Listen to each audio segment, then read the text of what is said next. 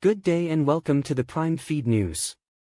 German cops confirm clues that wanted global Cryptoqueen Ruja Ignatova may be in South Africa, which contradicts reports that she was murdered at sea.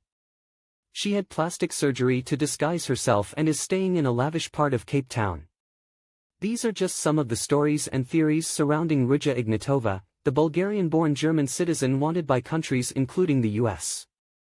She is at the center of the biggest global billion-dollar crypto fraud scheme yet, known as OneCoin. And the US is offering a $5 million reward to see to it that she is arrested and convicted. Ignatova is arguably the world's most wanted woman. At the same time, though, there are several stories doing the rounds that she has been murdered. News that clues about Ignatova's whereabouts were pointing to South Africa was first reported on in Germany, including in a documentary. German publication Der Spiegel also ran an article on November 8, 2024 saying that police there suspected that previous reports of Ignatova's death were false and that they were following leads in South Africa.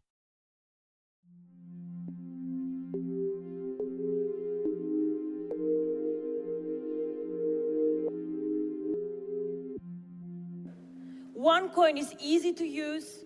OneCoin is for everyone. Make payments everywhere, everyone, globally. And this is who we are, global citizens of a small world wanting to make a change. That was Ruja Ignatova, talking back in 2016. Known as the Crypto Queen, she's not only the co-founder of OneCoin, but she's also a recent addition to the FBI's 10 most wanted fugitives list. On this episode of Inside the FBI, we'll learn how Ignatova, through a company once marketed as the Bitcoin killer, didn't change the world, but instead robs investors of billions of dollars. I'm Monica Grover, and this is Inside the FBI.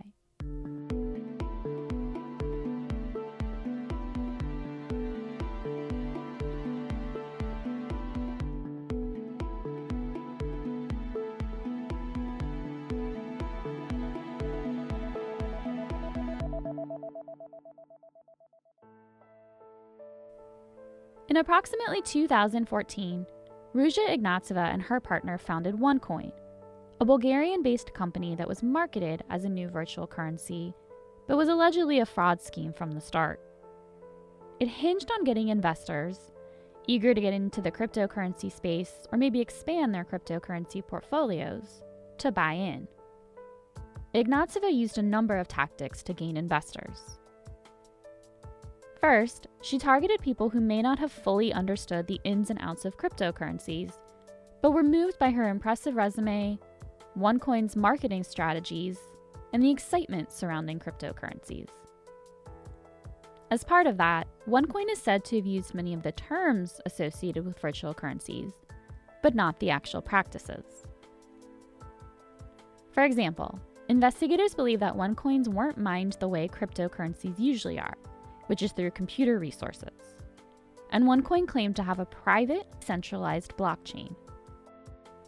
So standard cryptocurrencies have a public, decentralized blockchain, which means its users can see all the transactions across the currency, and that supply and demand determine the market value. But OneCoin's alleged private blockchain let only OneCoin, and not the investors, see any of the transactions. Basically, OneCoin, the company, served as the only regulator of the currency, and the value of the cryptocurrency was determined by the company rather than market demand. Finally, as part of their tactics, Ignatova and her partner also even created a multi-level marketing strategy to encourage existing investors to sell OneCoin packages to friends and family, who, after investing themselves, were then encouraged to do the same with their friends and family.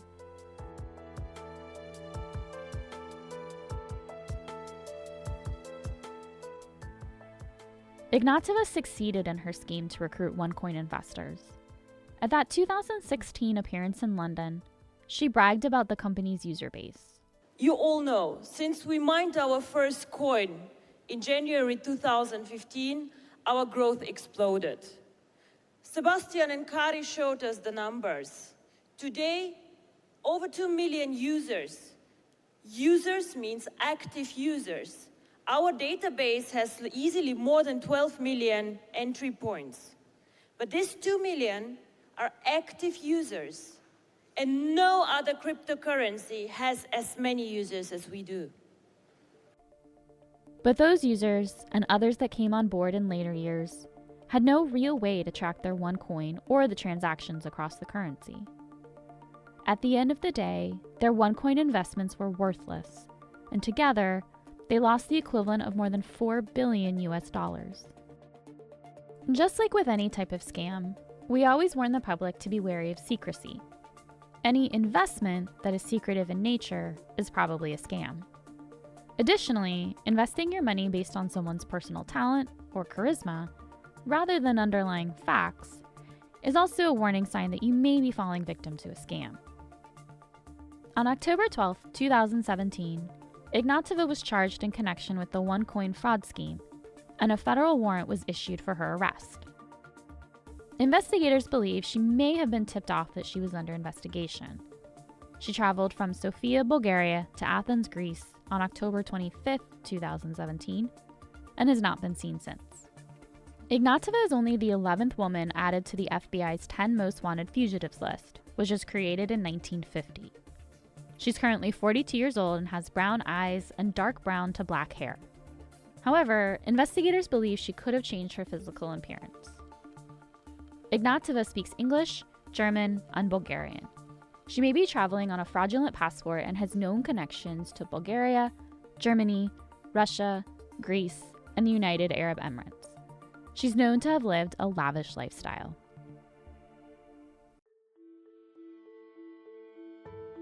For additional information about Ignatova, including photos and video, visit fbi.gov/top10. If you have any information about Ruja Ignatova, contact your local FBI office or the nearest American embassy or consulate. You can also report tips online at tips.fbi.gov. Tipsters can remain anonymous. This has been another production of Inside the FBI. You can follow us on your favorite podcast player, including Spotify, Apple Podcasts, or Google Podcasts. You can also subscribe to email alerts about new episodes at fbi.gov/podcasts. I'm Monica Grover from the FBI's Office of Public Affairs. Thanks for tuning in.